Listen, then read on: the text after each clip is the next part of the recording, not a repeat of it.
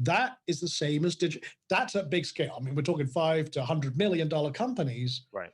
But what for a lot of the people listening, you're doing that with your digital real estate. Yeah. That is an asset that should, once it's set up and running, is set and forget, or just needs a push, whether you're doing it or someone else is doing it on your behalf.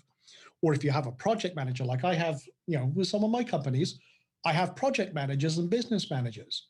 They're doing what I could be doing, which is being stuck in the engine room. I'm the admiral of the fleet now, because being the captain, that's great.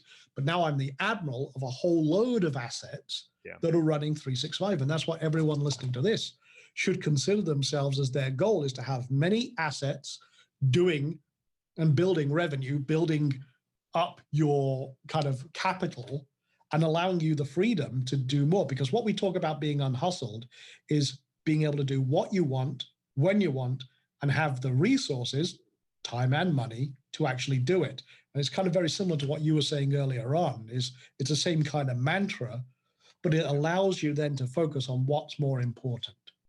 Yeah, and there's something about that freedom. I remember just being able to go with my kids on a field trip. Something as simple as being like the only dad on the field trip when there's moms, right? And looking around and realizing like, this is where it's at. Like, this is one of those moments there. So now, so we've talked about being able to put together the systems, right? Which I think that everyone should focus on building out the right systems, regardless of if you're just starting with Kindle Pop or online marketing, or if you've got like a dry cleaners business, right? That's a brick and mortar business. Put together those systems. Rewind this, listen to some of the things that Sean has talked about. And at the end of this, I'm actually going to ask you about a couple of your favorite books and resources and things like that as relates to systems. Because I got a feeling that you've got some really good ones there. All right. I don't want to get to that yet, but we'll talk about that. So, and then once you've got those systems in place, the next thing is, how do they scale this stuff? Because the systems are, I liken it to like McDonald's, right? You can take the guy who has the 7th grade education and you put him on the fry machine. You also take the guy who has the PhD, you put him on the fry machine. The fries come out the same, right? Regardless of who's working them. But so McDonald's has mastered systems, and then they've mastered scale. So let's talk about that. What's next when it comes to scale? Well, I go through what I call the sculpt process. You can set up a system, any system in the world. You should constantly be looking for refinement. You should always be looking for efficiency. Now, I talk about the rule of 80-20. And I talk about, it's actually myself and my business partner came up with this, is what we call the 80-20 cubed. 80-20 cube, gotcha. Now, this is finding the 80-20 of the 80-20 of the 80-20. And what you end up with is something like the 4% of things that you do that's going to get you 50% of your results. That is where you're ultra focused. It helps you really refine down. Now, in doing this, you really want to look at your system. Okay, where are the roadblocks? Where are the inefficiencies? Where are the things that are stopping a scale?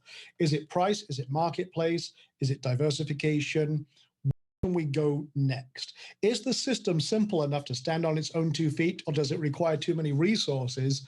And where are the limits? Have I got limitless revenue, limitless marketplace, limitless effort and time? So the thing is, always try and look with tomorrow in mind. I'll give you an example. One of the things we're doing is client acquisition. Now, client acquisition is a very broad, it's basically fancy name for lead generation. Right. But client acquisition, we're looking at that more for high ticket products. Anything that could be coaches, consultants, experts, any business that has a high ticket product or service.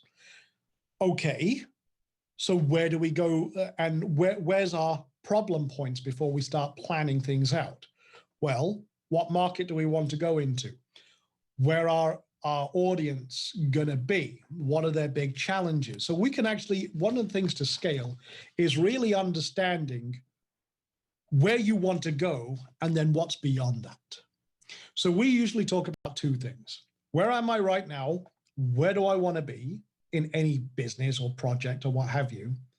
And then if I get there, what's next. And by always looking at the what's next, I'm already 3 steps ahead in understanding what's going to stop me getting there. Right. Prime example, just some of these charts behind me. What's to stop the stock market going up right now?